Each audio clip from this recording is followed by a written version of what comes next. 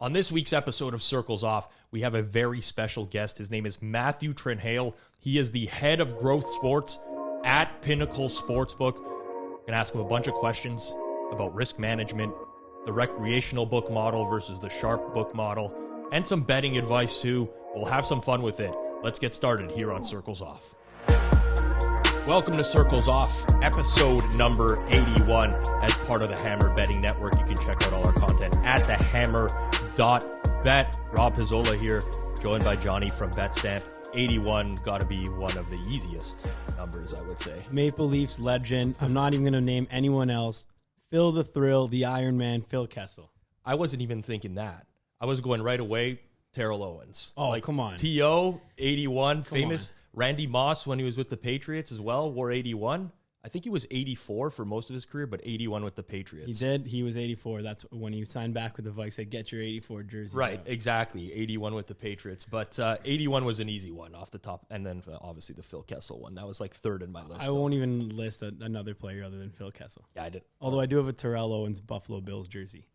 What Phil Kessel has accomplished in his NHL career, though, like the Iron Man streak, is actually hysterical when you consider that he was like essentially, I don't want to say like paraded out of the city of Toronto for like eating hot dogs, and he ends up just like consistently playing. Terrible fitness, poor work ethic apparently, and then he hasn't missed a game. Well, I'm pretty sure the last game that he missed was when he had testicular cancer. Right. It was before he even played a game in Toronto. Yeah. It was his last game he missed. Unreal. Iron Man. All right. Unreal. We have a really good guest today. Go ahead, Rob. We do. We have a very special guest. He is part of Pinnacle, and Pinnacle is the official sportsbook partner of Circles Off. They are the world's sharpest sportsbook, and they're now available in Ontario. Find out what professional bettors have known for decades. Pinnacle is where the best bettors play. You must be 19 plus if you're in Ontario. Please play responsibly. We always preach that here on Circles Off. Not available to U.S. customers. And we're going to welcome in said very special guest. His name is Matthew Trenhaile. He is the head of growth sports at Pinnacle Sports, based in the UK right now. We were talking a little bit off air before we started about this World Cup, and we'll get into that a little bit more. Matt, thank you for joining Circles Off. Very kind, Rob, and a very pleasant introduction. Thank you very much. Yeah, no problem at all. We'd like to start. Go ahead. Well, it is episode number 81. 81. I know you had prepped Yes. any number 81 special and near and dear to your heart, Matthew. Well, for your guys, I suppose wasn't Monk 81? I think wide receiver Yes. for. Yeah, so that was that's a sort of classy old school one.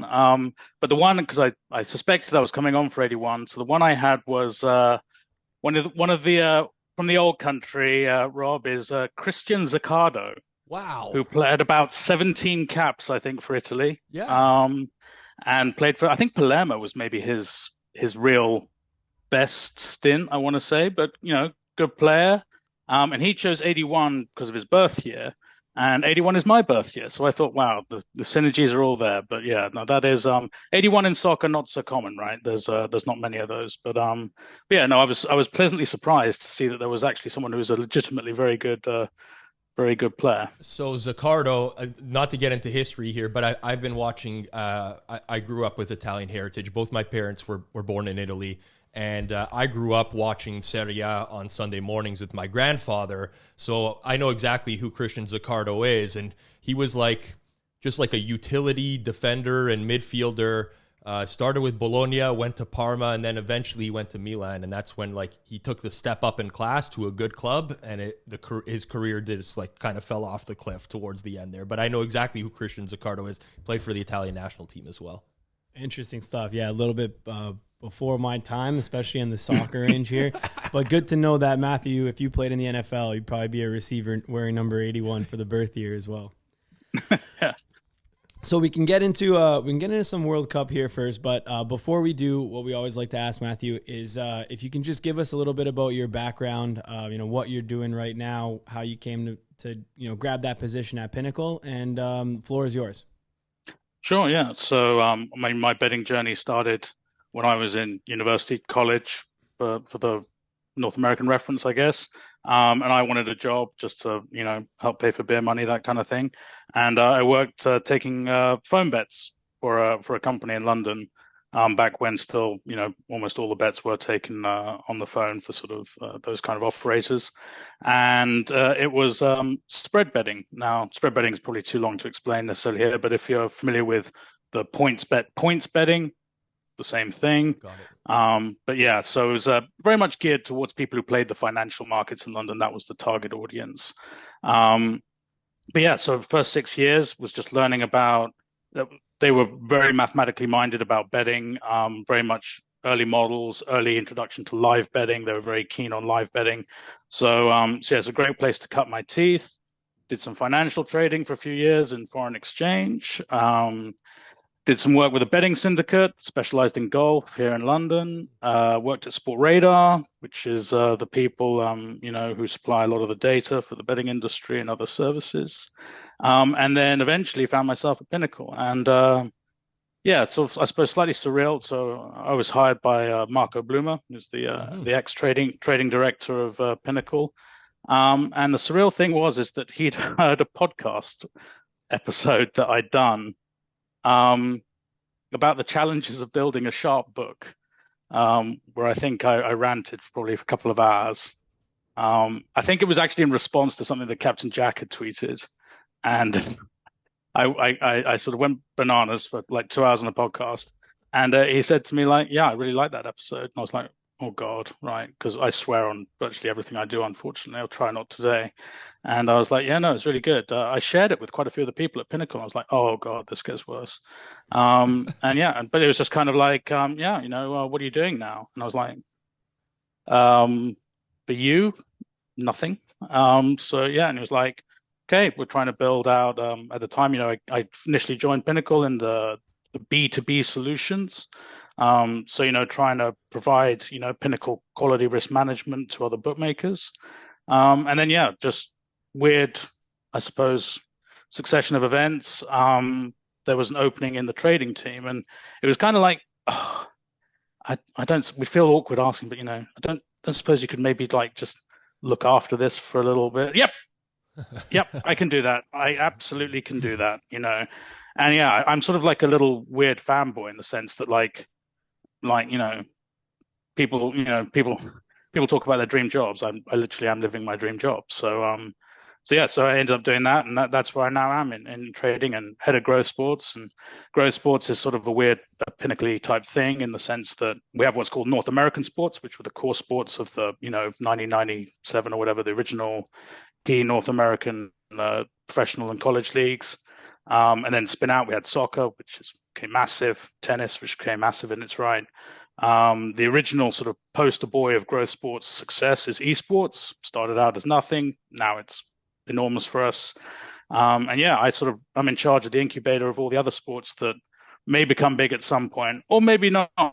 But yeah, everything from darts, snooker, volleyball, rugby, Aussie rules, cricket, you name it.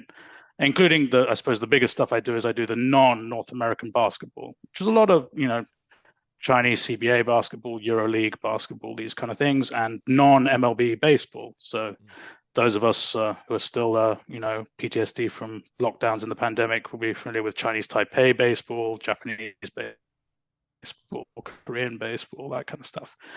So yeah, so that's sort of how my journey's gone to date. So those were all, you were trading for all the sports that popped off, I guess. During KBO during COVID was just like unreally like huge. It blew up. Taipei ball. Yeah. We had esports a little. That's awesome. So, okay, we'll get into those things in a second here. But we got to ask you, because it just came to a close right now, the World Cup, Pinnacle, we noticed, taking the highest limits. Anyone on the planet right now that accepts all winners. The most you could get down was at Pinnacle. Prior to post, we're looking at around $500,000 per click, with obviously the opportunity to rebet, meaning, if you bet that $500,000 may only move a couple pennies, you can always rebet that again. So we have a couple questions in regards to that. You let us know what you can and can't answer. But first and foremost, how did the World Cup turn out for Pinnacle? Great, medium, not so good. Let's see if you can answer it. Better than expectation, but I will say that we were unsure collectively as a company as to what the timing, putting this World Cup at this time of the year. We were completely unsure, I would say, as to how the volume would fall. particularly from our non-professional customer base. We really weren't sure as to how it would play out in that regard. And volume is dollars and cents to us at the end of the day. So we possibly tempered expectation a little bit going into the World Cup, but ultimately the thing that rewarded us was just the exceptional levels of volatility. People were, unsure as to, these top European players coming in at peak fitness rather than at the end of, a long season. There's just so many infinite variables, it felt like, in terms of already international soccer has got a lot of complexity to it in terms of players who don't play together normally, but they just dialed up the variance to it. Variance, we hope, means, price moves, uncertainty, all these things undoubtedly give us a better trading ecosystem to work with. And at the same time, despite the volatility, all the serious, top level bettors, it's a once in a lifetime high volume. They can't not flip the coins on something like this. They have to be in it. And, there's no way they can avoid, they can't turn down the EV, especially when some of the, essentially they know that like, if they can predict market, if you're trading 8 cents, and like you can predict a bit of market movement, your synthetic hold is the common phrase used now, is like you can get low synthetic hold just with Pinnacle by just like observing the market and thinking where it's going to move. Quickly develop strong opinions. So all of this, all of this combined meant that it was most definitely a very solid tournament for us.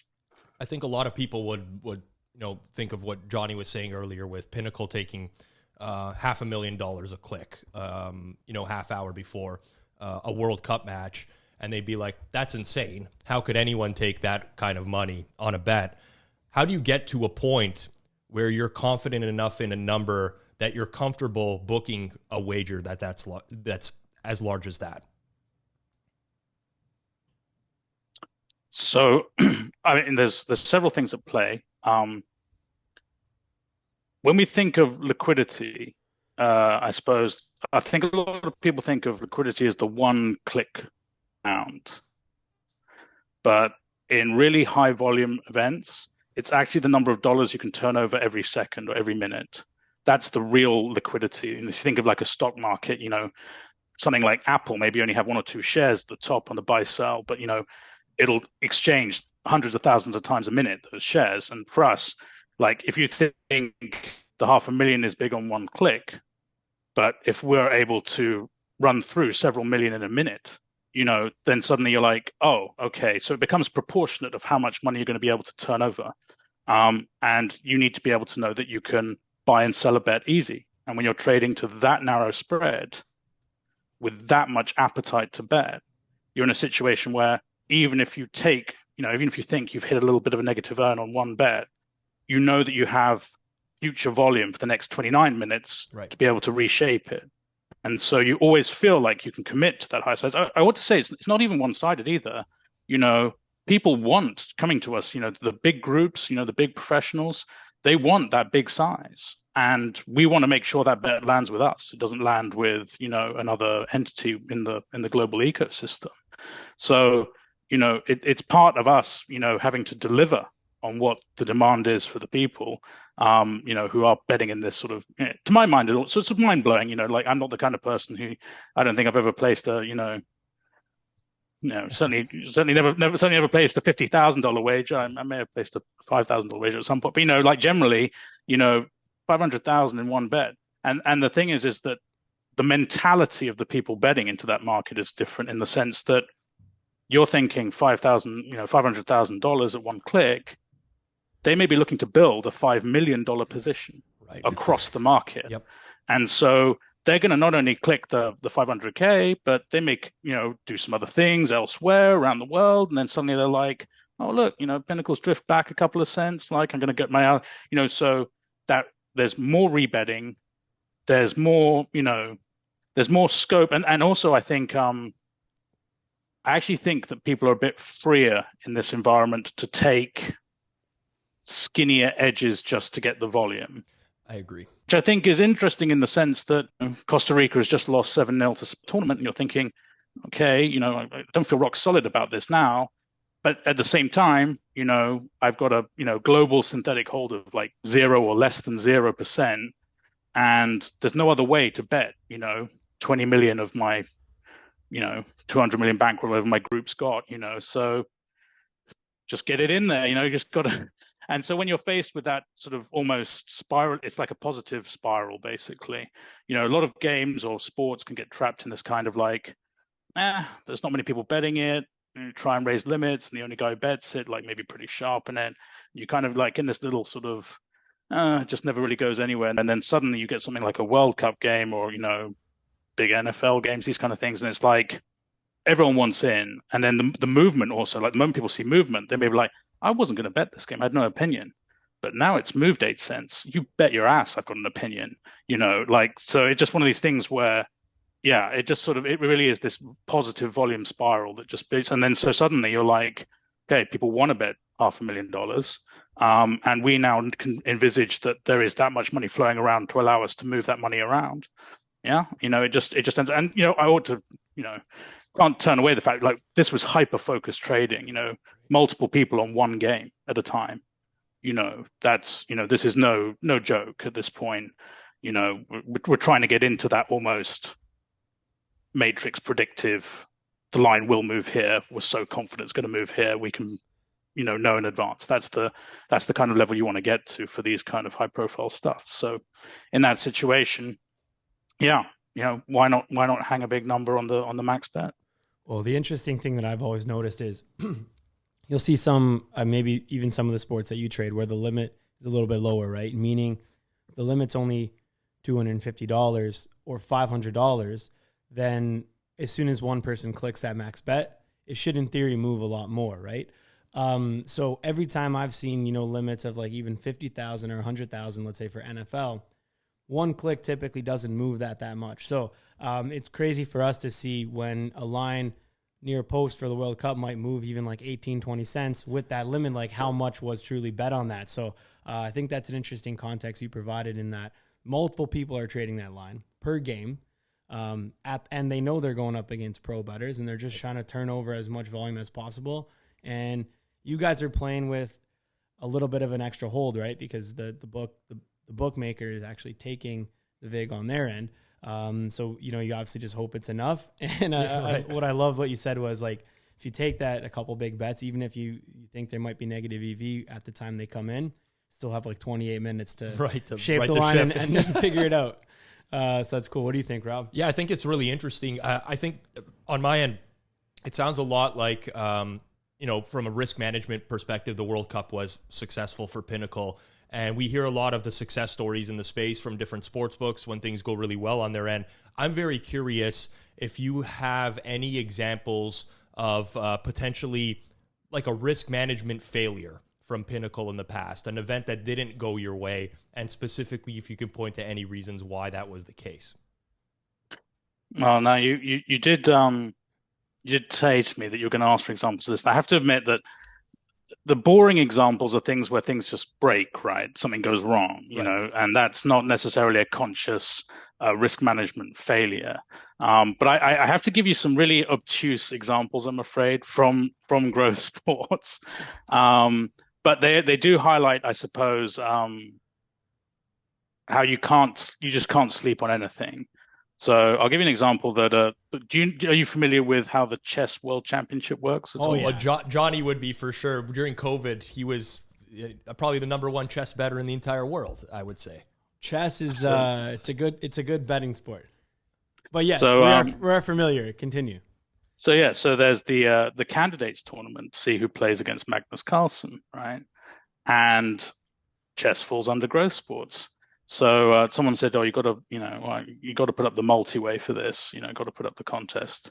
And so I'm thinking to myself, "Okay, fine. Like, I did like not a huge amount of research, but I looked at like the chess.com and chess24, and some people had done like some sort of like basic simulation. Chess naturally has Elo and Glitco working for it. People there's enough rating systems out there."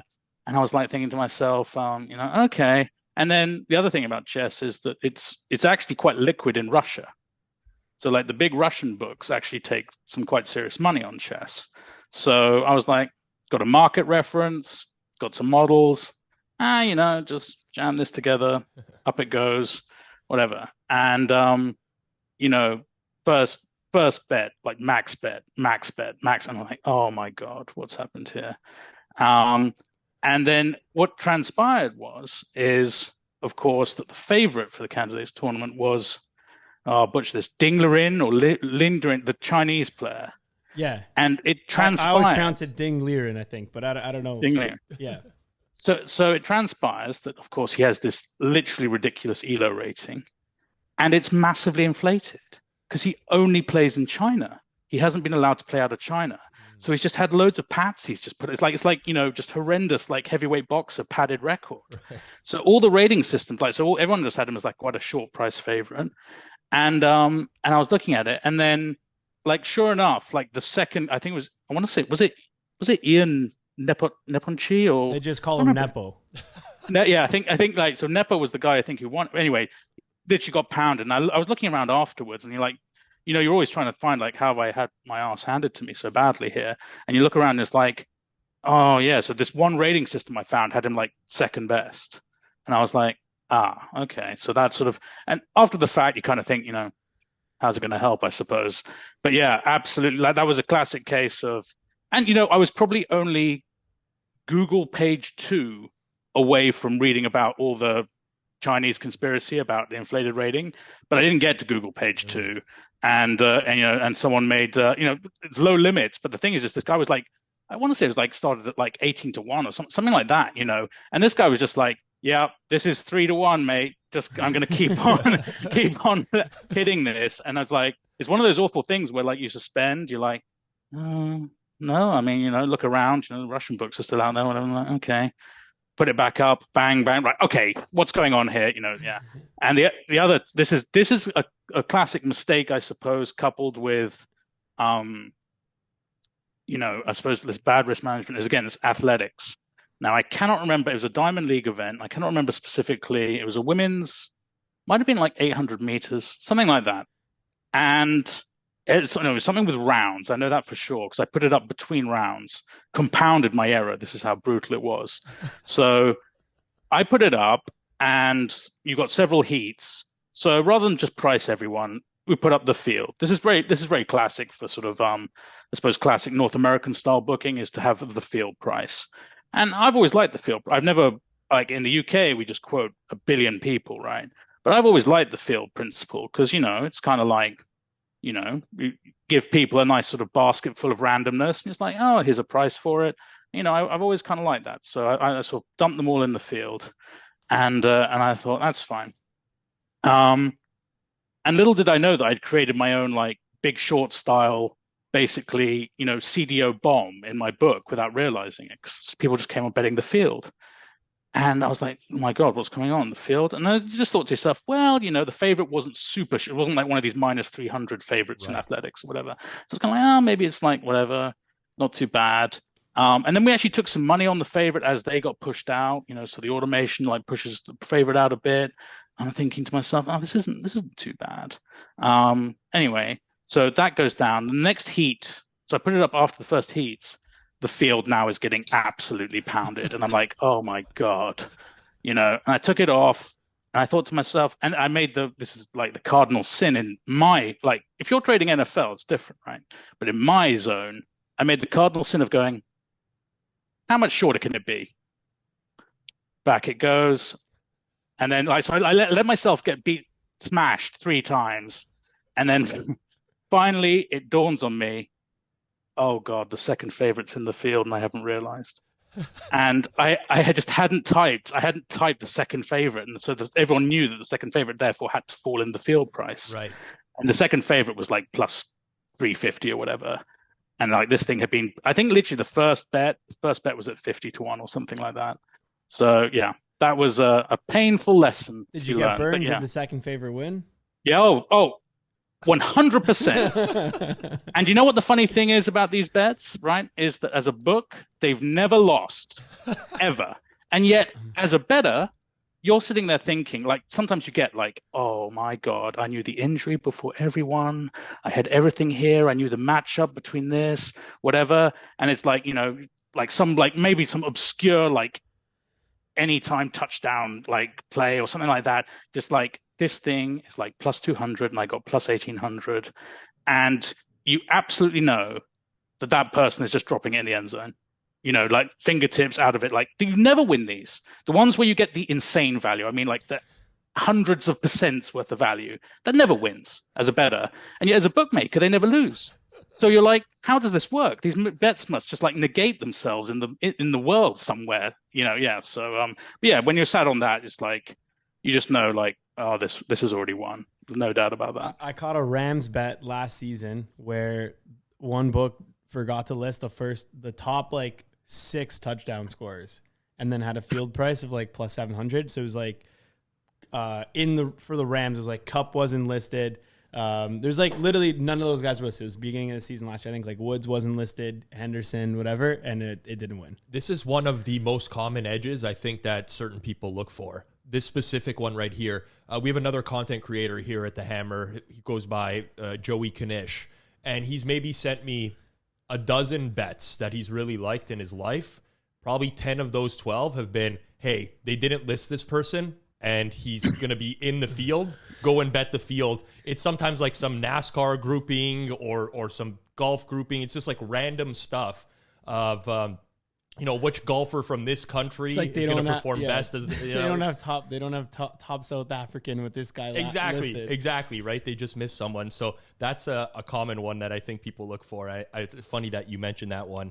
And also I think a lot of people would completely resonate with exactly what you said there at the end about like, I'm very consumed in the Twitter space, but a common theme every week is somebody complaining about how they got like upwards of 10% CLV on a specific game. And they're like, I always lose the game where I get the most CLV. Like I can't explain why, but I think a lot of people will resonate with your answer there, Matt.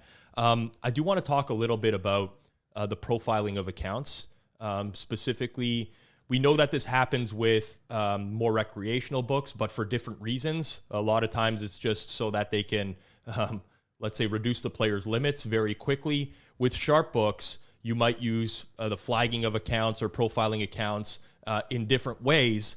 I think we've gotten a lot of questions in the history of Circles Off about this, which myself and Johnny haven't been able to answer. But maybe you can speak a little bit more to this, specifically how Pinnacle would tend to profile accounts, how quickly that would happen. Does the amount that someone is betting actually matter? And how you guys would utilize that to your advantage from a trading perspective?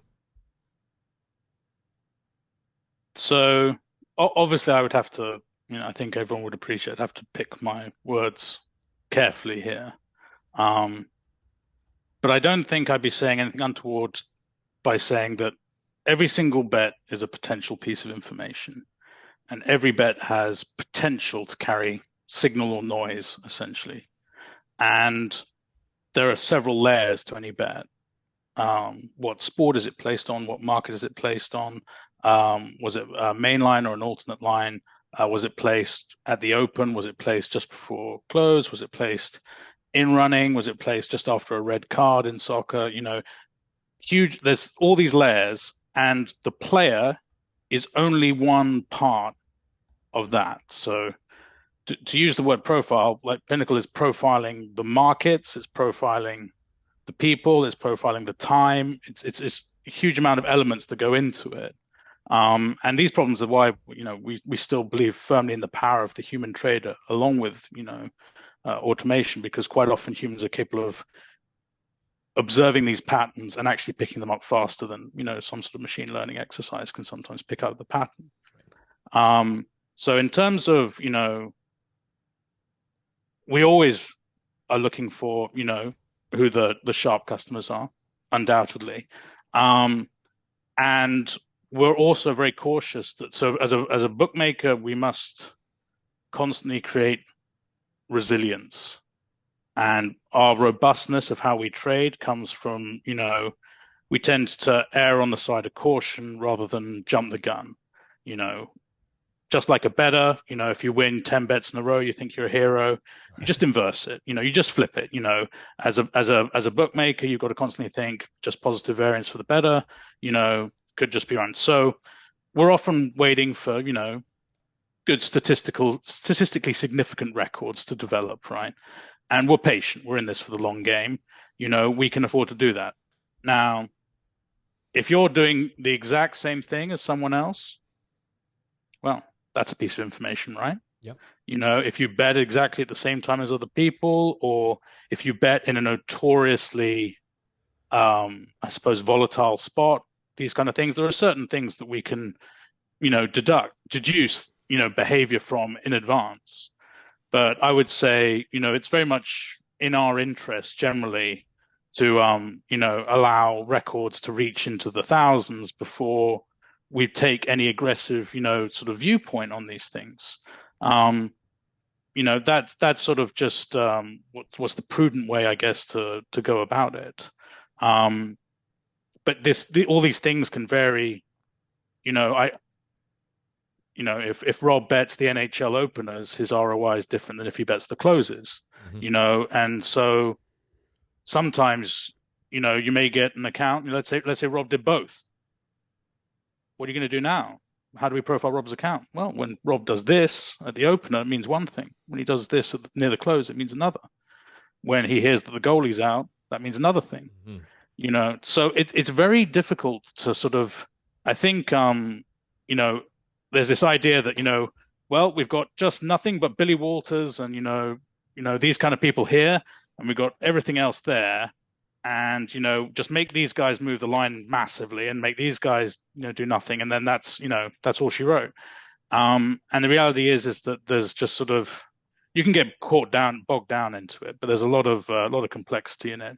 But sometimes you get these situations where it's just like, the whole classification of people who bet very close to the open, a lot of people who are doing that, then you can sort of create a general impression of, okay, people that do this kind of stuff, we can expect to hold X against them. You can build up like a group profile, if you like, of people who do this kind of stuff. But at the end of the day, it's 100% not a solved game for us. It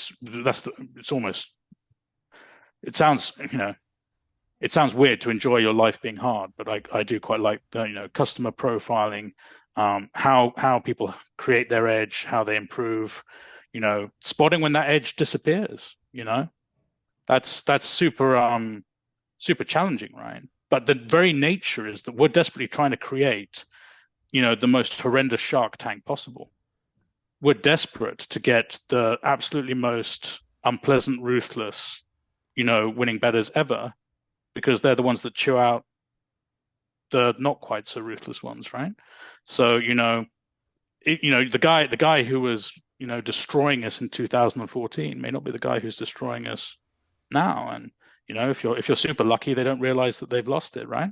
That's I don't think I'm saying anything here that I don't think I've given away anything that you couldn't extrapolate yourself very obviously. But well, I appreciate that it's a tough question, and we put people on the spot with those types of questions, and there's a balancing point, obviously, with what you can say and what is useful. But I think you said a lot of things that are useful. For me, I've always been curious, and you touched on it a little bit, but we know about the profiling of accounts, but I call it the unprofiling of accounts. And I was curious if that was something that actually happened. Like, how often does a bookmaker, profile someone as sharp and then revisit that and say, hey, maybe this person has lost their edge and we shouldn't be moving based off of their action anymore. I'll give a personal experience of mine, but in my heyday, I was a very, very good NHL bettor, betting a lot of money into the NHL market, and it would move the market whenever I placed a bet. And then that edge slowly started to erode over time. And I'd click and I'd be like, I'm surprised that they're really still moving off my action, considering I just lost a bunch over the course of the last year on this sport. So I was very curious about the the unprofiling and how often the bookmaker keeps up with people that they've already deemed to be this type of bettor, and whether they're rebucketed over time, essentially. Well, so one thing we're constantly being cautious. One thing you do have to be cautious about is we have very loyal customers, people who've been with us for over a decade and more, and so we have some groups who bet an insane amount of times. So we get some pretty enormous betting records, staggering. one of the first things I looked at when I was in Pinnacle was looking for the people who've, just bet a lot of times, not people who win or lose or whatever. I just wanted to look at within growth. I had some guys who bet into my kind of sports, like with 10,000, 20,000, 30,000 plus bet records. And you're like, that's a lot of bets. And within those records, because they're betting into people who, in my case, I hope we're doing a reasonable job at it, they can go 500, 1,000 bets losing. Right. So at what point would I know to unsharp that guy? Yeah. That's very difficult, because I look back 30,000 bets holding, 4% or whatever. It's like, guy's sharp. No doubt about it. No statistical test you can do here that doesn't say the guy's smart. And yet 1,000 bets, I could have just been going, this guy's lost it now. So you have to put two and two together. Like, you have to basically create a good reason why they've lost it. So let's say, I'm sure, Rob, you were really into like the XG involvement in hockey. When that number started to really come out and be formulated. Now, there's the guys who first were collecting the data. The data became sort of semi-public-ish, and then there's people building numbers off of that. And that guy may have iteration one, guy, spreadsheet, mouse, just clicking, makes bets. This line's not going to move for the next 6 hours. Doesn't really matter how fast I'm doing it. Third click. That guy, pretty soon, we're like, this guy is literally beating us for 15% on hockey, NHL. What's going on? Sharp. This guy's, he's just continually beating us. The line's always moving, ultimately in the end to where he bets. All good. And then suddenly you notice there's another guy who's betting bigger and earlier than him. Because that guy, he was the guy just like, oh, it's a little fun system. I love hockey. I love numbers. I'm just there playing with the stats, betting $50. And you're like, sometimes it's hard to even uncover these people. Like, these people can just be, you talked about how important is size. We take a ton of bets, a ton of volume. And it's like, sometimes these bets are just, it's hard to sort of, but, we're constantly analyzing, looking for, I call them micro sharps. But, there's plenty of people out there that just, they're not looking to be professional bettors, but they're just super smart. It's like some of the smartest bettors I've ever met have been academics who don't even like placing a bet. So you're like, you find this guy, and this guy won't know that his lunch is going to be eaten because at some point, some group or some just sophisticated guy, he's built the automation to calculate the ratings, bet the price automatically, blah, blah, blah. He doesn't realize that his lunch is slowly being stolen. And maybe he realizes that, hang on, I used to get 8 value bets a week and now I'm only getting 2. But they're still 2 big value bets. And what he doesn't realize, he's now an adverse selection. The 2 bets he's not getting is the guys, the smarter guys now not betting those. So he's leaving them to you.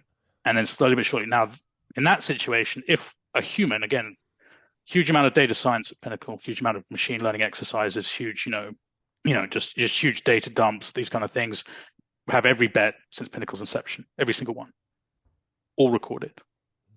So, the data analytics is off the scale, but, if ever just a trader says, oh, I used to love this guy. I used to know whenever this guy bet, I just, move the line like an extra 20 cents because he's just ridiculous. And then that trader's watching and sees the bets come in. It's like, oh, my friend, you almost, love these guys, right? Because they're just, just brilliant for you, not betting huge and just sharpening the line beautifully, all the rest of it. And then suddenly you realize, this guy, he's sort of betting the same time as my friend. And he's hitting the max bet and he's rebetting and all the rest of it. And you're like, yeah, game got professional suddenly.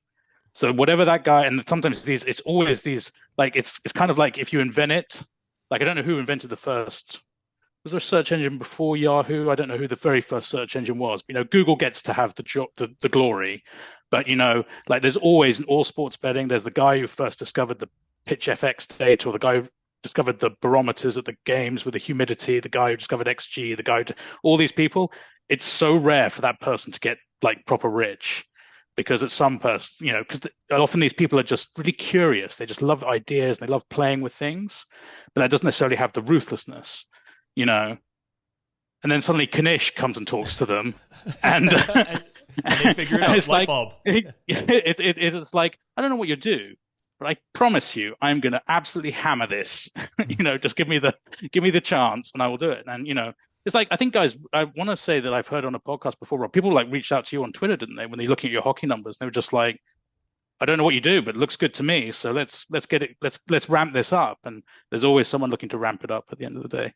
So those guys you can sort of unprofile, because it's like, I'm sorry, my friend, you're no longer at the cutting edge. But yeah, very careful about we're very careful at making someone move the line a lot. We're very careful at making them move it not so much. Just got to be careful, and that's the truth of it. That was my journey into being a pro bettor, was just posting baseball numbers to Twitter every day. And then somebody reaching out to me saying, hey, the market is steaming as soon as you post your numbers to Twitter. And I was like, I don't even know what that means. Like, someone's got to explain that to me. And they're like, you have something of significant value and you're posting it for free and everybody's using it. So that was the light bulb moment for me. Where I got pretty lucky. A lot of what you said there resonated with me. I've lived through a lot of those experiences that you just talked about. I want to talk about some betting concepts. This is like some things that are really growing in the space right now. And we had the head of risk from Circa, who's another sharp sportsbook based in Nevada, come on and like speak to this a little bit. But the big thing that's happening in the space right now, as content starts to take off, and we're part of the content space now as well, public bet percentages are huge. People, the fade the public strategy and the whole notion of reverse line movement is huge. Can you speak to both of those concepts? And if you think that there is actually any value in a bettor looking at public bet percentages to place a bet, or looking at some sort of reverse line movement strategy where they essentially weigh where the dollars are in market and where the line currently is before they go and place a bet? I think the first thing I should say on this subject was that the Pinnacle tweeted bet shares that come on the Twitter account, there were incredibly smart people before my time within Pinnacle that did not want those shared. So that sort of is, I suppose, a bit of a hint as to my viewpoint on that. As it is, I think it is interesting content. I actually think it's interesting content whether you can utilize it for your own betting or not. I think it's, if you're into the betting space generally, I think it's quite a nice curiosity. But I would say that, you're not far from observing, like, let's plug betstamp right now. If you're staring at an odds screen and you're watching the odds move, now if you are aware that you've got reasonably accurate information from a book that moves off money, moves off information, moves off money, they're not a feed consumer, they're actually moving their own lines, and there's intelligence behind the line moves the way they move. Now, if you have access to that,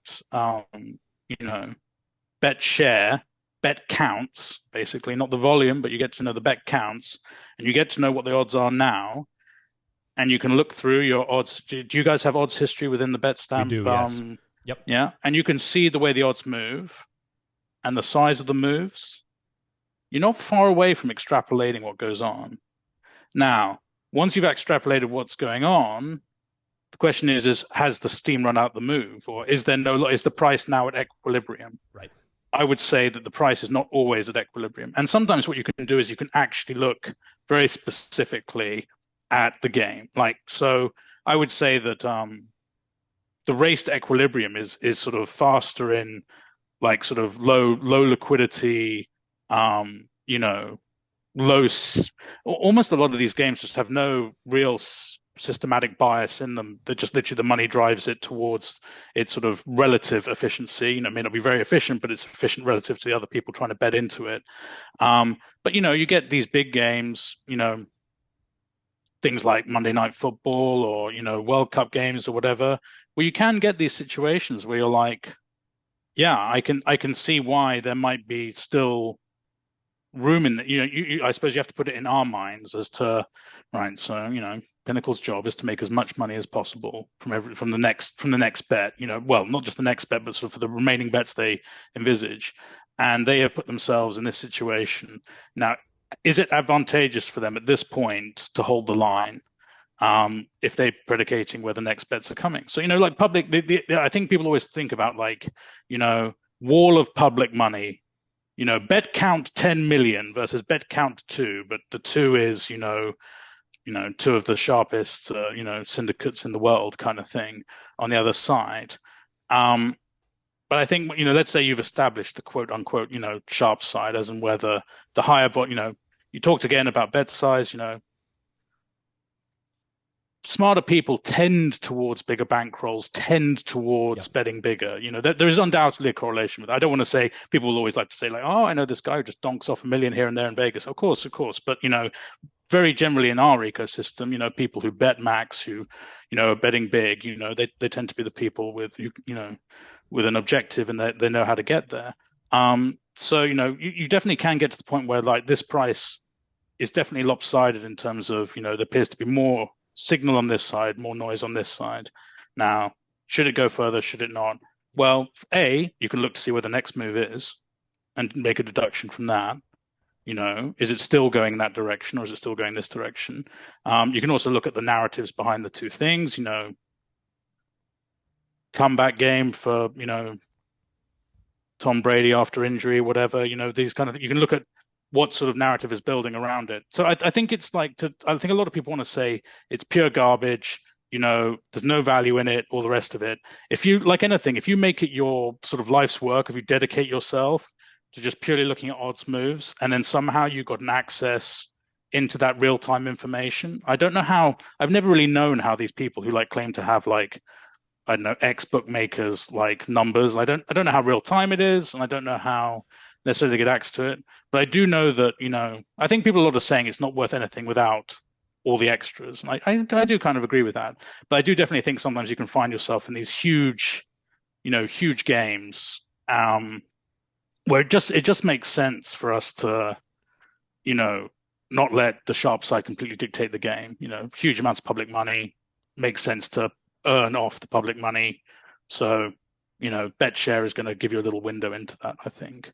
I'd be interested to know, I'd be interested to know some of the ticket counts in regulated US when the Mattress Mac bets were coming in, towards the end. It'd be very, I think at that point you can start to think, those bet shares would be interesting, right? Because Max on one side, is that a square? Who's advising Mac to place that bet? Is he only placing the bet when it's quote positive EV? Because people like that attract a lot of people who want to give them the good advice, right? So I think that's one of the areas where you can start to sort of, if you dedicate yourself to it, you can probably start to get information out of that stuff. But yeah, I would say it's not easy though. Well, one thing I will say is Pinnacle doesn't limit winners, right? So you accept action from anyone. Therefore, the actual bet shares are a little bit more valuable at Pinnacle versus a recreational book. So the reason why in the past we've said that it's not really valuable is because most people are looking at, competing platforms to us or apps or websites that show okay, here's DraftKings, FanDuel, PointsBet, MGM, whatever, down the line. And I know how they get that data, and we're an affiliate and we love those sports books as well. And we advise still, playing everywhere you can, open up as many outs as you can.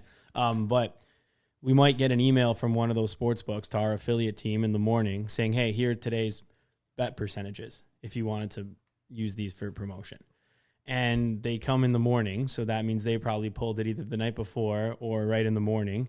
And then there's people looking at that at 7 p.m. before the game and making a decision off of the bet percentages that were sent to an affiliate in the morning, and not updating in real time, not including anything to do with what line that was bet at, the profile of the player that was that bet that, which is obviously massive.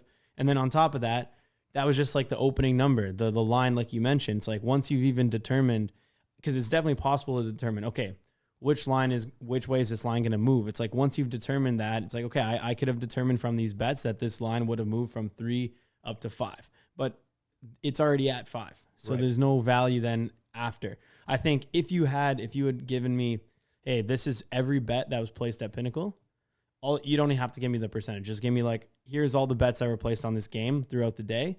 If I got that in real time, then yes, I'd be able to make a ton of money because I'd reference that with the line history and see where you guys moved.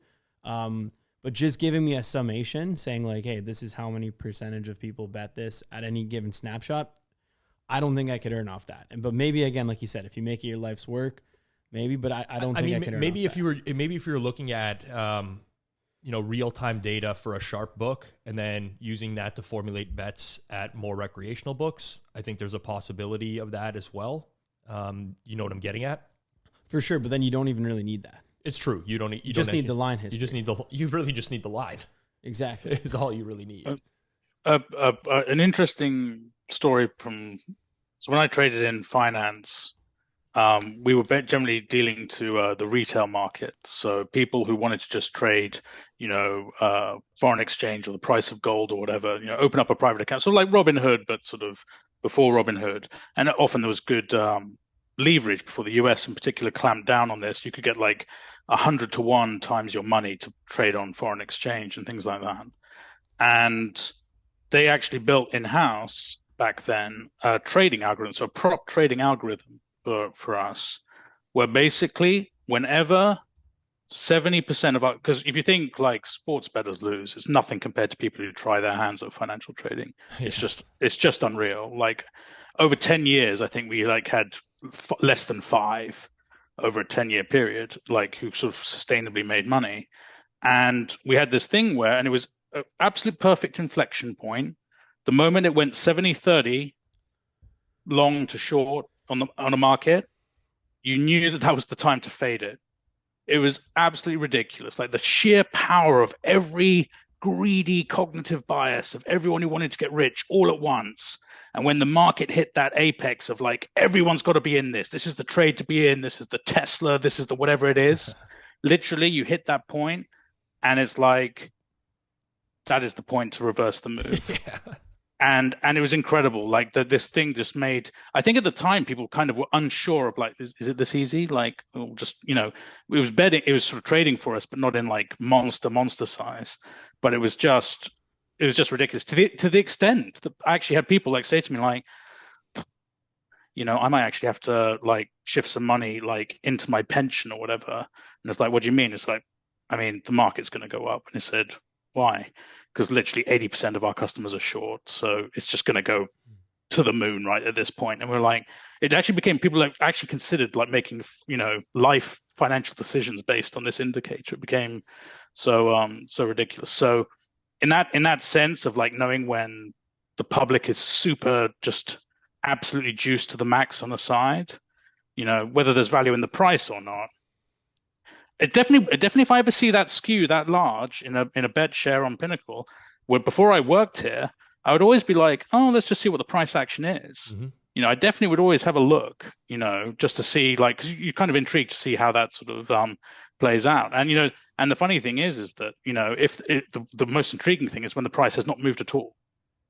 Yeah, like last 6 hours, it's done nothing, and yet the 70-30% bet share, and it's like not moved at all. Right. Who's in the 30%, like, right, so sure. Yeah, I mean, it's like I say, I think it's, there's the odd screen obsessives, right, who are watching, who look for the patterns. And I'm sure if you sort of gave them the information, even slightly off real time, I reckon they'd be able to definitely work with it. But as you say, quote, sharp book, definitely that data's, much more valuable than for sure. Though the thing I've always noticed is though when you look at it like a bookmaker versus a bettor, the bettor builds a position, and typically that position at the end, you'll be like, okay, I built up this position. I have Rams -3, -105, and it's closing Rams -4, -110. I have a good position if you value that as a good position. But what would then happen is when you look at the bookmaker side, you guys are taking, call it negative VIG, right? So you're actually collecting VIG. So you're always betting at, usually in theory, obviously like, plus 05, call it with Pinnacle, or, shifting depending on the hold you're taking on that market. But when you guys build a position, since you have so many like people, like let's say you take $1 million on one side, $1 million on the other side, that cancels out. You've made your position there. That now heads in, like you already got that 40 grand off the top.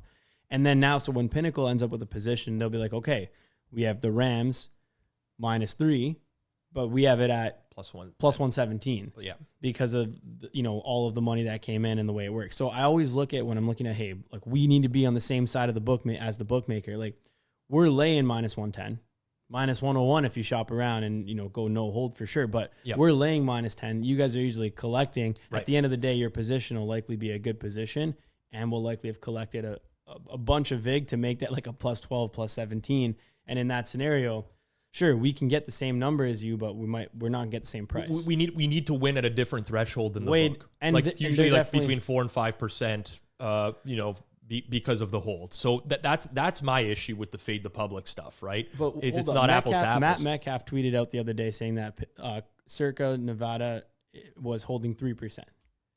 Right? I think that's high. That's a good for his model, and they don't have that many recreational bettors. He's doing a great job. I would assume Pinnacle's holding in and around the same range. Might be a little less, might be a little more, but it's definitely not, 25% or 20% or 10% even, like the more recreational books.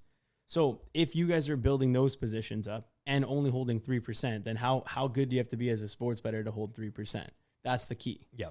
Right? You're not going to do it by just looking at the bet percentage and then going and picking up a number. I don't think so, but to each their own. Like anytime I post something in a public forum, social media related to not using bet percentages or things of that nature, I met with a lot of people who claim that they exclusively bet like that and they win money.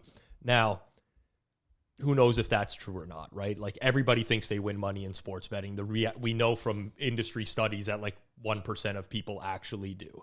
I find it very difficult to believe 75% of the people following me are all long-term winners when we know what the industry numbers are. But yeah, I think, Matt, just to like bring it back to what Johnny said,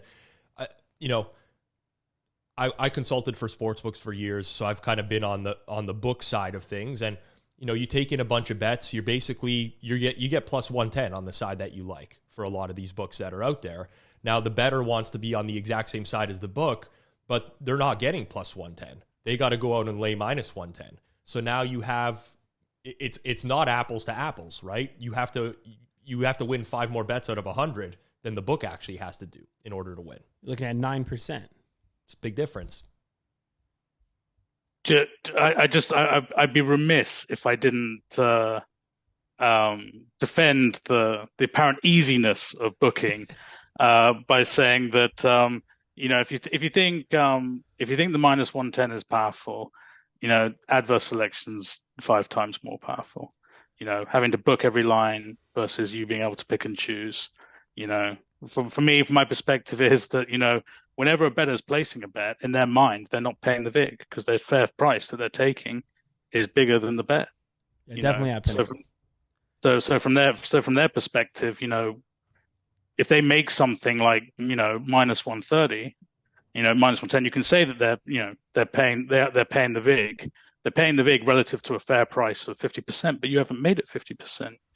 You've not made it plus 100, you made it minus 130, and you get to choose when to bet and when not to bet. So, like I say, it's, I like to think that whether it was, Metcalf and Benson or guys from our side or whatever, there's plenty of sweat that goes into, keeping as much of that VIG as we can. We're not suggesting otherwise, by the way. I want to be clear here, Matthew. I was more referencing, I'm not saying how easy it is, and you guys don't even book minus 110. You're, even lighter than that, which is crazy. But what I was more saying is, if you think that you can make money just by following these bet percentages, then that I was more giving an example there. Like on that specific bet, the bookmaker is building a way better position than you. So you're not getting that same position, even if you follow the bet percentages. However, obviously, if I had the bet log from Pinnacle, I'm not saying that that's not valuable. That's some of the most valuable. That would be worth millions, obviously, in the right hands. Right. One thing I wanted to ask. No free lunches, right? No free lunches. So Matthew, this wasn't on the sheet, and if you don't want answers, we can cut this out for sure. But what percentage of your Pinnacle's business do you think is, in terms of dollars made, what percentage would come from more what you call a recreational base versus a sharper base? Because we referenced it before. There are a ton of sharp bettors, potentially including Rob and I, who might win at other books, but then also give a percentage of the profits back to Pinnacle. Despite the fact that we're going to win at sports betting potentially in the long run over our whole portfolio, we may still lose at Pinnacle. We may still lose at Circa. So first of all, I should say I don't know the answer, actually. I genuinely, it's not something that I've ever had to particularly think hard about. The longer the time span of the betting record, the more it trends to, the longer you give us to beat you, the more it's likely to trend towards, 0 people who can beat us. But the reality is that there's people who've beaten us consistently for many, many years as well.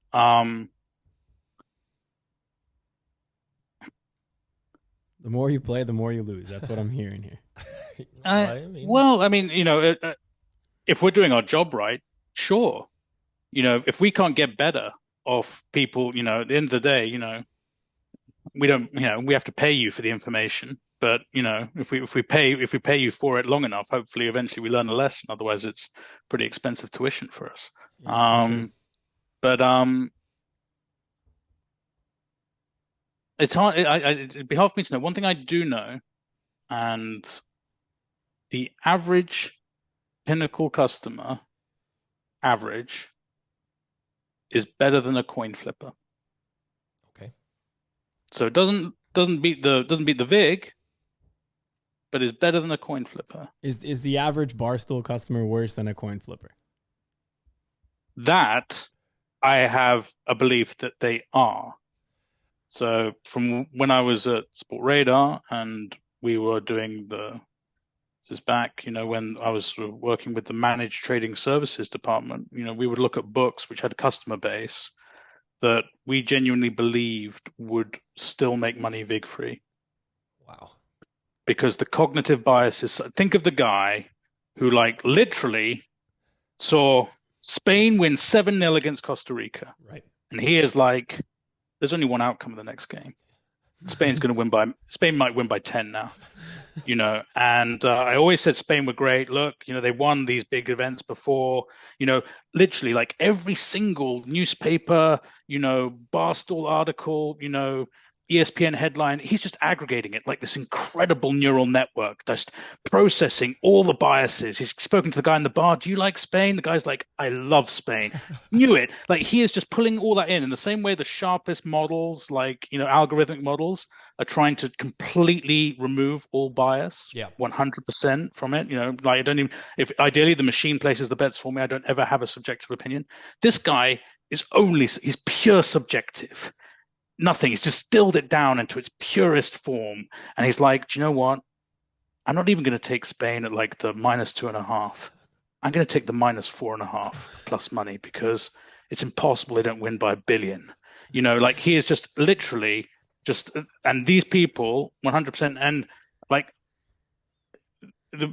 I would encourage people to in no way ever judge these people. Because someday you'll need them to plan your stag do. So at the end of the day, ultimately these people they live life intensely and full, and so 100%. But yeah, so going back to anyway, I digress. By the way, I'm getting a lot of deja vu of myself in my 20s as you're telling me this. This is just me sitting around with my friends of watching an NFL game. Team wins by 42. They're like, I can't. They're gonna crush. They're playing a worse team next week. They're going to kill them, and losing those bets. So this is it's given me a throwback to my youth. I appreciate that. So what we can deduce is the average Pinnacle customer, is going to lose, but they're going to lose slower. And now part of this is the power of line shopping, which you guys always preach. A lot of people who, when they come to Pinnacle and place a bet, they're coming to us to place a bet because we are competitively positioned within the marketplace. So, or alternatively, just in general, we are happy to sacrifice some VIG in the price discovery process slightly more aggressively, maybe than other people, to get to the good number quicker. All these things mean that, you have a fighting chance. And I think this is undersold generally, that if you are losing less than the VIG, you've achieved something. You should absolutely recognize that at this point you've made your first step. And to break even, I think is really undersold as like an achievement. Bearing in mind there are people over there, like as I say, parlays can get you into the sort of if you're living the full parlay YOLO life, you can be winning, you can be losing far more than even the expected VIG in these things. So to bring yourself back down to like coldly considering, line shopping, getting the best number, all the rest of it, to get to that point where you even get to your breaking even, you should congratulate yourself on the discipline, and the work you've put in there. Like winning is just not easy. It's not easy, like whether you bet into a shot. It's not even easy betting into anyone like other books. It's betting requires you to like deposit your emotions at the door and coldly think about what's the best thing to bet, or work on something to write a program, whatever you're going to do, however you're going to do it. It's not no one's giving it away. So I don't know whether how the ratios. I think where we have a much larger segmentation of people who are losing very slowly in very small amounts, but they are losing. So maybe hypothetically, I guess the percentage of people winning with us isn't actually that different, except they bet a lot, right? Volume terms, completely different kettle of fish. Like let's say we had only 2% customers or 1% of customers who win with us. They're not just tippy tapping around with the $10 bets. Those guys will obviously be getting as much on us at all times as we go. But yeah, I mean, it could well be that a huge percentage, enough people lose to keep us in business for over 20 years. So, but yeah, I kind of feel like where there's this big break between us and a FanDuel or DraftKings is probably there is this large chunk of people who are losing like half the VIG, and we're okay with that, Well, you heard it here. Winning is not easy, and that is spoken from a man who has been behind the screen booking what I want to say is millions of bets. So definitely would trust this opinion here. We wanted to get onto a few more concepts, Matthew, if you still have some time here. So the one that I know Rob wanted to talk about was the sharp model versus the recreational model, and how we've seen it before. Circa, they don't limit. Pinnacle, they don't limit. They let everyone play, and they book to that information. And you've heard Matthew talk on this podcast so many times, and so many good little nuggets here about why the information is so important, why those bet logs are so important. Yet you see multiple other sports books. In fact, let's call it every single the other vast sports majority, book, in the regulated space, that will cut off winners and will not actually go with this strategy. So curious to get your thoughts on this here, Matthew. Can't understate the importance of ownership and heritage. I feel terrible about not knowing the name of Circa's owner. Is it Darren? I can't remember Circa's owner. Of the owner? Derek Stevens. Yeah, Stevens. Derek. No, not Darren. Derek Stevens, right?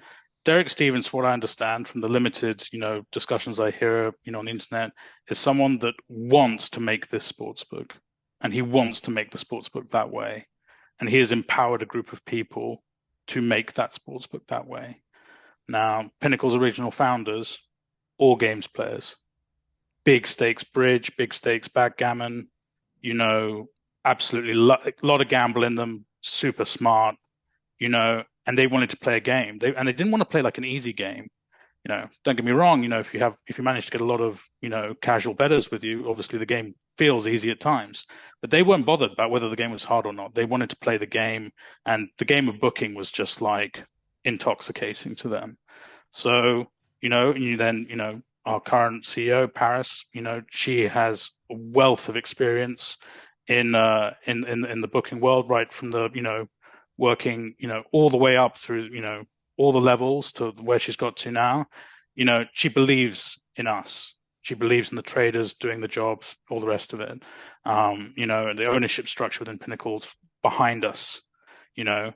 Chris, I got less, bit about Chris, but that they're, another person who sort of talked about in the triangle, if you like. Yep. I'm pretty sure that they also have a structure that is supportive of them. And in the case of someone, like a Chris as well, if you're taking a wide, I picture, now I've been to Costa Rica, but I've never actually, I've never worked for any book over there. But I picture that, you're going to have to write a lot of bets that make you uncomfortable just to build your business up to the point where you can generate, you've got to reach critical mass. And so I think if you're someone like a Chris or, going back old school, like the Greek, people like that, they probably had to write a lot of bets that put them in a cold sweat. But you didn't know early on, like this guy could be the guy who loses $1 million or takes $1 million off me. And so when you build a sort of heritage within your company that is about booking bets and booking bets in that way, that's all you know. It becomes sort of, to use a cliche, it's in your DNA. If you look at a lot of the, I suppose the UK books, I mean, quite a lot of the, heritage of the original UK books is sort of taking bets, into the races as a day out. There were some hardened guys who come and pro bet racing and the rest of it. But, there's generally these people, like the phrase "you never see a poor bookie" was like just commonplace in the UK. The 70s or whatever, these were the guys and all this kind of stuff. They created this kind of perception of like bookmaking was just printing money. And so these people then opened, betting shops like kiosks or whatever, within all the towns in Britain. And then they went online, all the rest of it. And, this is a product designed for casual £5, $5 bettors. Right. And that's the product we want to build. And then you had online casino come, and it's like, well, this is, a great add-on. And then that add-on, iGaming, we talk about all these pivots coming out from the regulated market in the US, people pivoting to iGaming, like, they weren't intending to always be all about iGaming anyway. Yeah. And it's like, so I guess there's certainly that element in that you've got to want to do it.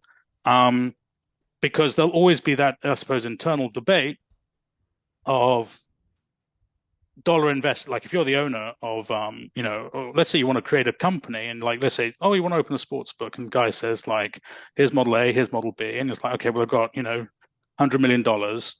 What's the return over the next 2 years, 3 years, 5 years, 10 years, whatever, for each of the different models? And, there's undoubtedly some big appeal to, the alternative, the most common model at the moment.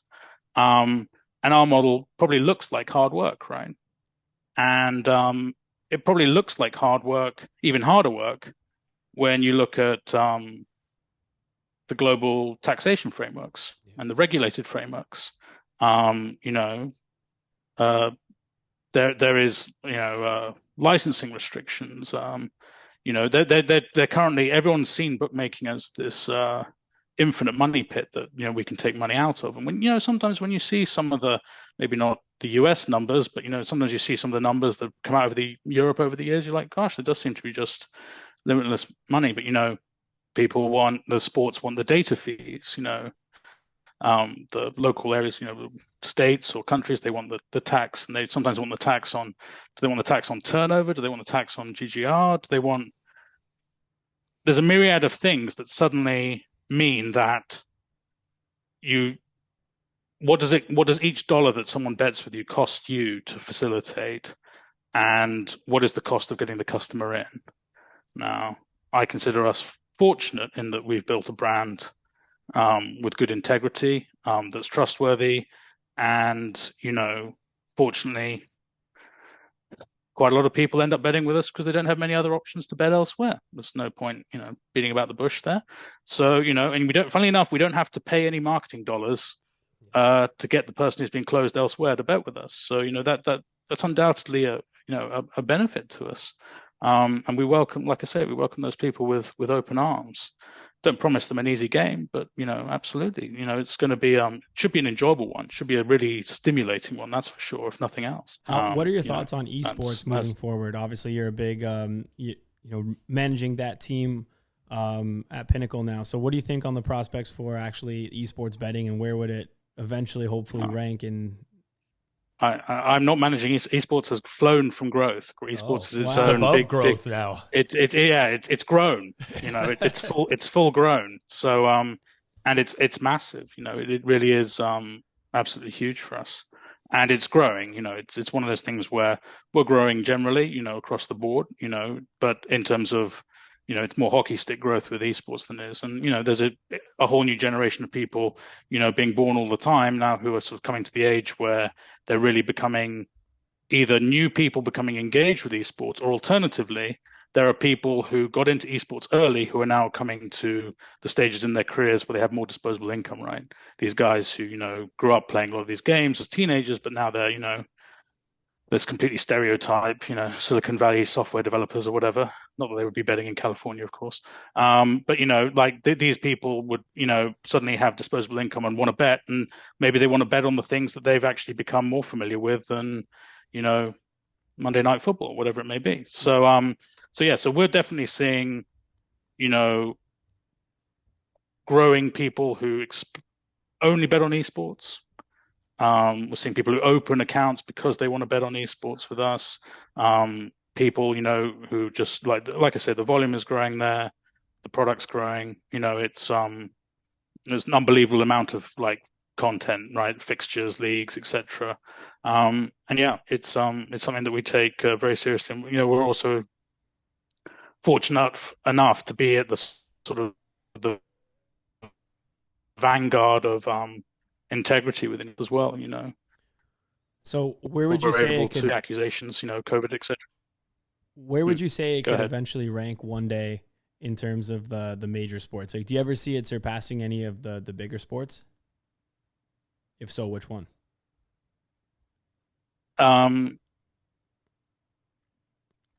I genuinely think it can. I genuinely think so. If we think of global sports, is it going to be bigger than soccer? No. Is it going to be bigger than basketball? I don't think so.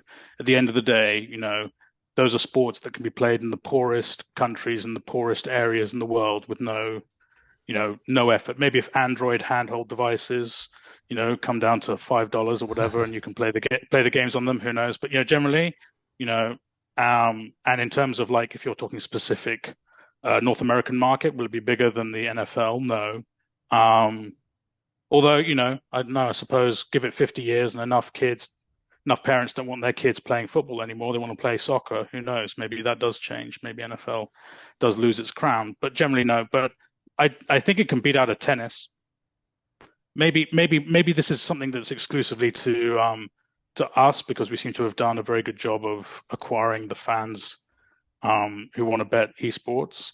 Maybe that's not the case for another book. European books will see a lot of tennis volume. It's very important to them. But when I look at the trajectory of something like tennis, where you've got guys who are barely able to pay for a living, and they're not even on the worst level tour. The guys who are playing Challenger Tour even, it's just scratching a living. And then I look at $10 million+ esports tournament prize pools. It's not just about, the betting trajectory of it. Also, it is a little bit. I always used to hate people who said that sport popularity and betting volume correlate perfectly, because they very obviously don't. But definitely, I would say that there's going to be a point where esports I consider to be going on a very, upwards trajectory, and just it will drag by definition up. People want to bet on it because people love to speculate on sports. That's the truth. I think just offering my perspective here, I think Marco Bloom had a huge impact on Pinnacle and esports in particular. So I got to meet Marco at several conferences and speak to him, and he was super sharp and passionate about this.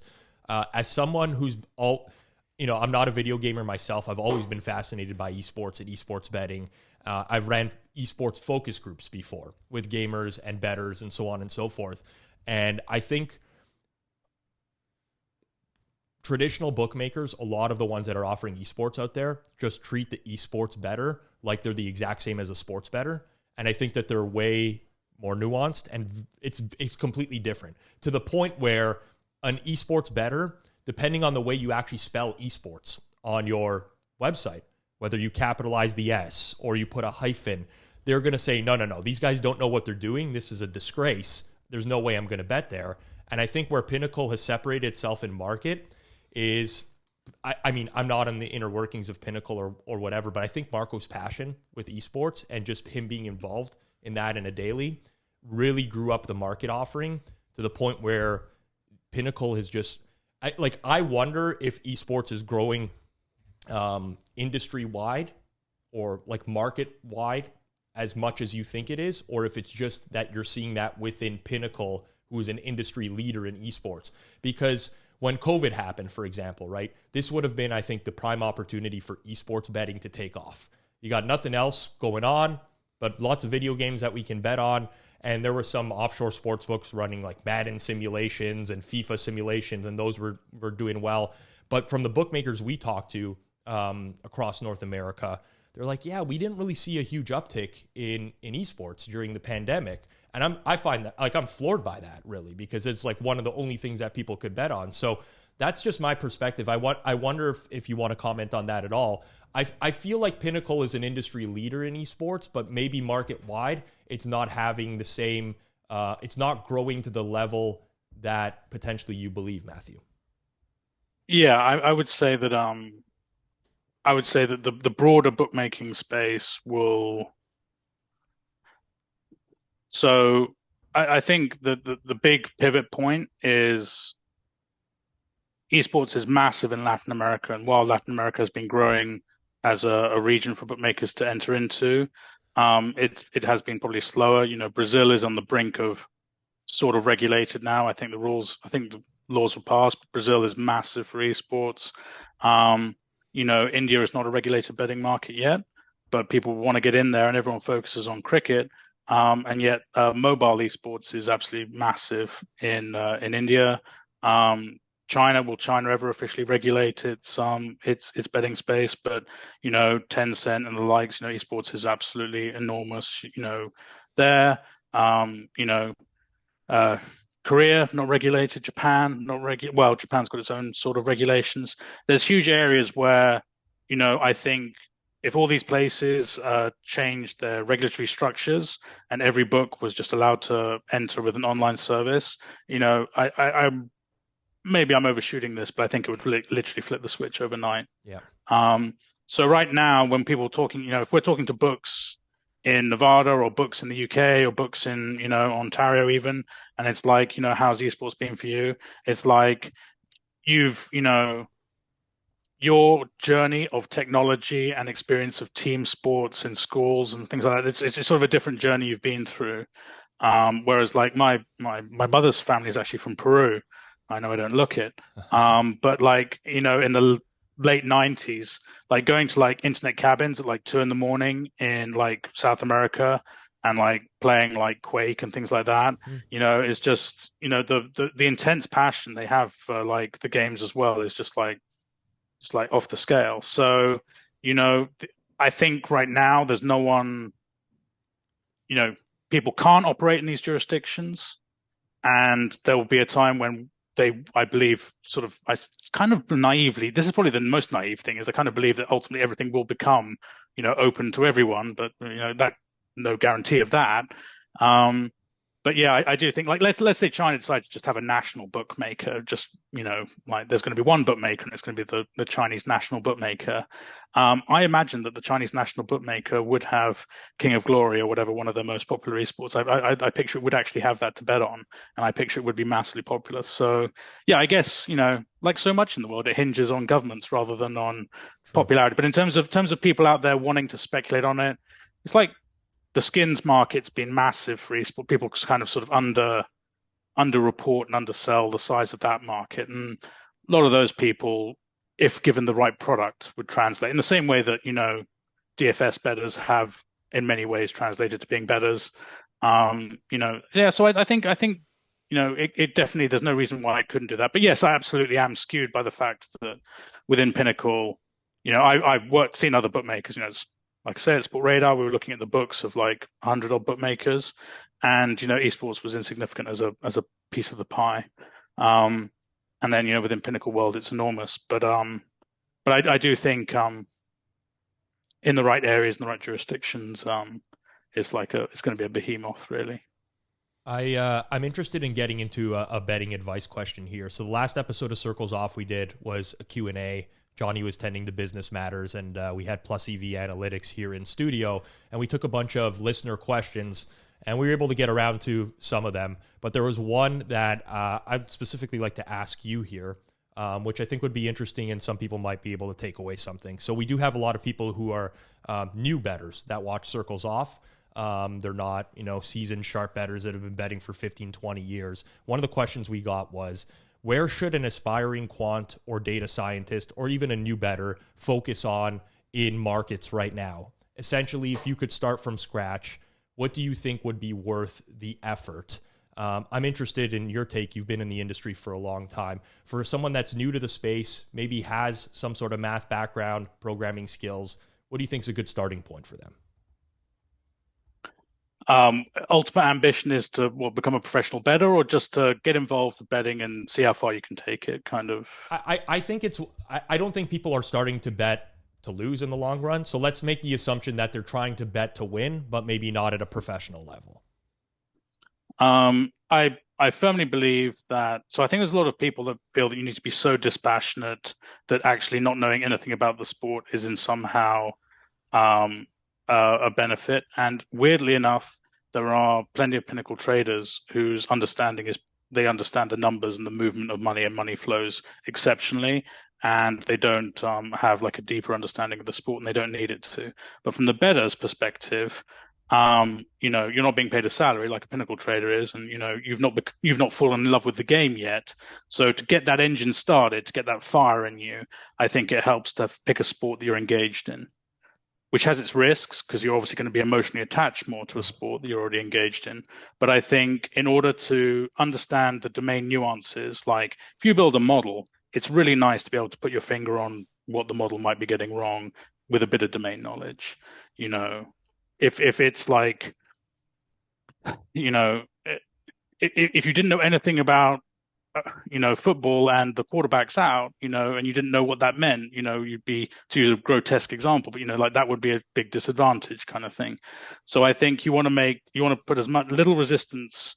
You want to make the betting of things the enjoyable. You want to get to that point as fast as possible. So minimizing the obstacles in terms of your understanding of, how the rules of the sport work, how the sport works, and getting involved with that. And then I would say, once you've chosen your area you want to specialize, even if it is let's say you want to do football, it's always scaling up the liquidity scale. And it doesn't necessarily have to be in terms of you can bet NFL sides, but you're betting at the open. People talk about player props and these kind of things. I would say just generally the lower the limit and the big, like, people should never be put off by big vig either. Big vig is just fear. Right. At the end of the day, just take it on. It's absolutely no, don't be worried about that. Because one thing that is uniform throughout 20 years of like me in bookmaking is that the places where there's the biggest vig are the places where there's actually still too little vig. Yeah, in a weird way, we constantly underestimate. Like, you look at the vigs that some of the player props have on them, right? And you think to yourself, that's a lot of vig. It is a lot of vig, but if you're completely wrong, it doesn't matter, right? So, I would say just pick something that you can really get, engagement and enjoyment out of, and then work up the volume scale, and go from there. Because you want to be able to get anything in life. You want to get some early wins. I mean, the world is littered with people who like stop betting just because, people who are trying to do betting seriously. I mean, obviously, if you've got a lot of gambling, you carry on betting regardless. But, there's a world's going to be full of people who like built the first spreadsheet, gave it a go, and because the first 100 bets were terrible, that's it. The spreadsheet just lives in the C drive forevermore. Yeah, kind of thing. So I think, if you've got the passion for the sport, you've got something to drive you on because you're going to be watching it anyway. So, I believe in that. I generally believe that helps. I think the next round of betstamp swag that we put together needs to be a shirt that says "Big Vig is just fear." I love that. I've never heard that before, but it's actually a great saying. I think we might actually throw those together. We'll give you some sort of royalty on it, of course, Matt. No. We'll give you some. The name Adam Chernoff, does that mean anything to you? Are you familiar with Adam Chernoff? Yeah, I am familiar with Chernoff. Well, I think Matthew listens to all these podcasts of ours, which is kind of something that I'm not too thrilled with, to be honest. Like that you listen to all the podcasts, because then it's like, well, if there's something we say, now we got to be careful what we say, because I bet into Pinnacle, stuff like that. You know what I mean? Yeah. But no, we do appreciate your support. We're just joking around. So with the name, I bring up Adam Chernoff because there's like this debate that goes on behind the scenes now in like Discords and stuff like that. So Adam has a Telegram channel that has like 8,000 subscribers. And what's happening now is it's not just Adam. There's more and more people with large followings that are giving like these public releases of plays in Telegram channels to large followings that seem to be impacting the market because there's so many people that are just going out and betting this all at once. And there's a lot of debate now on whether or not does the closing line even matter anymore in a lot of sports, because there are these public figures who may or may not be long-term winning bettors that are actually just influencing the market. And I'm very curious if you're aware, for one, that there are these like public releases to these large followings nowadays. And if you are aware, kind of how you process that in real time. Are you just so forced to move a number because so many people are betting something at once? Or is there something that actually goes into moving the number because, you're falling back on your profiling as well? So you can't ever give these sort of external shocks undue influence, right? You can't be if there would be 0 point in us ever signing up to a Raz or to listening to Adam Chernoff when he posts his picks. We worked very hard to get to the point where money moves lines. Some money moves it slightly more, some moves it slightly less, but money moves lines. We don't want to move before. We don't want to move on air in these situations. We want to know exactly how smart the money is over the long term. You don't find out how smart the money is unless you take the bet. So, it's not that it's irrelevant. Of course it's not irrelevant. If people bet Adam's views with us, it's we see the bet, and we work with it. And who knows, maybe there's some guy who's built some sort of, Alexa bot that listens to Adam's and bets it instantly with us, for all I know. But that guy will crop up as the first guy who always bets at this time. And we trace it back, it's kind of these things like people think that it's like, I love the idea of like the subversive bookmaker, like, hiding in the discords or whatever like that. Like when I'm ever in these places, like I'm just trying to find out if there's ways to do the business better. Right. If people have a criticism, I try to, consider that if possible. But yeah, this idea that we sort of somehow are like slaves to sort of, these guys are really good or whatever.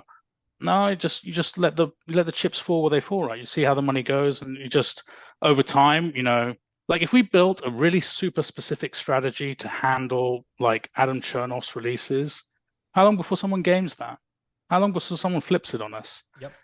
How long before someone goes to Adam and say, hey, Adam, literally it's worth 10K Right. to you, if you say this side when we mean the other side, it's like I went back to that phrase I used, resilient, robust. Bookmakers have to make themselves as bulletproof as possible to misdirection and to these kind of things.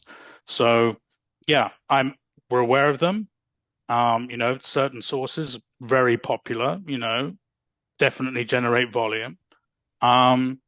But we just take each bet on its merits, and we, like I say, slowly but surely we build up a record of how. But for us, inevitably, if someone gives out a number and people just want to bet it into the ground, minus 110's gone. I'll take the 12, the 14, 16, 20, 25, whatever. The EV runs out on these picks eventually, so that's obviously and we won't sort of really know on average what the EV is. The weird thing is that we are our own bet stamp. We're profile. The Right. betting records build up with us. Yep. So and yeah, we won't know.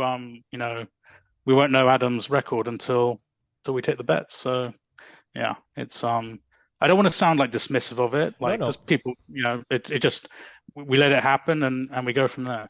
Well, that's what I would do too, because like, obviously you can move on air, but then it's just a matter of time, like you said before. It's like, okay, well, they're moving on air. Like, well, they move it when we load it up like this. Okay, perfect. Let's do the reverse. Then bang, bang, bang. It's just gonna and it might not.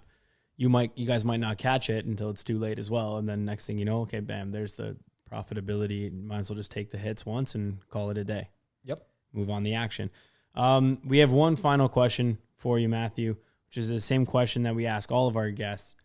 If you could go back 5 years, just a simple 5 years to the previous version of yourself, and you can talk to him, what's the one piece of advice that you would offer? So I'll I suppose I'll split it into betting advice and sort of general life. So like professionally and like life advice for me is reduce friction. Learn how to reduce friction in your life. So I'm someone who has chosen at least 10,000 hills to die on, vocally and angrily. And it has never, put it this way, it took me 20 years to get to Pinnacle. And I don't know whether I could have got to where I wanted to be faster if I had just acknowledged, like, probably just being a better human, But like the reality is that within work, I always came in hard, strong opinion, and was always wanted to win in style, with like everyone, it's like why I struggled with Twitter and why I'm not on Twitter now is, going in and saying, right, I'm going to tell these people how it works. And then everyone's going to stand up. They'll just start slow clapping and then it'll build to a crescendo and they'll be cheering my name and telling me how right I was. You know what's never happened in my entire life ever. So I would say I don't know where I put the phrase reduce friction, but like reduce the sort of antagonization with people. I would say that is like, or become a professional bettor and live in a hut, one or the other. But, generally is like, for me, that's definitely something that I would advise people, and I would definitely tell myself because, even 5 years ago, I was still a bit too, spiky about all these things. And in terms of betting, it sounds weird, but like I would definitely, if I was advising myself for my own betting, would always be, what do you actually expect to get out of this? Because I literally talk for the last 20 years, I've just ended up speaking to people like literally I meet people who've won 8 figures plus, occasionally you get very lucky and you have a few brief words with someone who owns, bought a football team, a Premier League football team or something like that, so, and you meet these people and it just completely skews your expectations. Going back to the, breaking even is good. I would definitely say to myself, Matthew, like, be honest with yourself. You love your job. You love booking. There's no shame in, enjoying that. So, because sometimes I would actually sort of say to myself, all these people, all this information, and yet, you break out in a sweat, just clicking the button to place a bet sometimes because, you just sort of get that anxiety. And the idea is I should just, I wish I could have just, right now I feel pretty at peace with, I love my work and I do that pretty much. That's my focus. But there's been times over the years where I'd be like, I could be a professional gambler. Yeah, I reckon I could do that. It's like ice in the veins, my friend. You do not have it. You could not do this. And you're not the kind of person who's ever going to sort of learn to be able to do it. So, so I would have just said, what do you expect? And the reality is that I just wish, I wish I could go full and just be pure subjectivity guy. I wish I could just walk into the bar on a Friday and be like, now I just can't bet because obviously I don't want to have a bet. Because if I have a negative EV bet and it's like, oh my God, like someone might be watching like me having a bad bet, so I've taken away the fun betting from myself. And I've also acknowledged that like, I'm not going to be a professional gambler. So now what I'm left with is 400 spreadsheets on the C drive, all gathering dust basically of failed experiments, etc. So yeah, but for anyone's out there, it's like,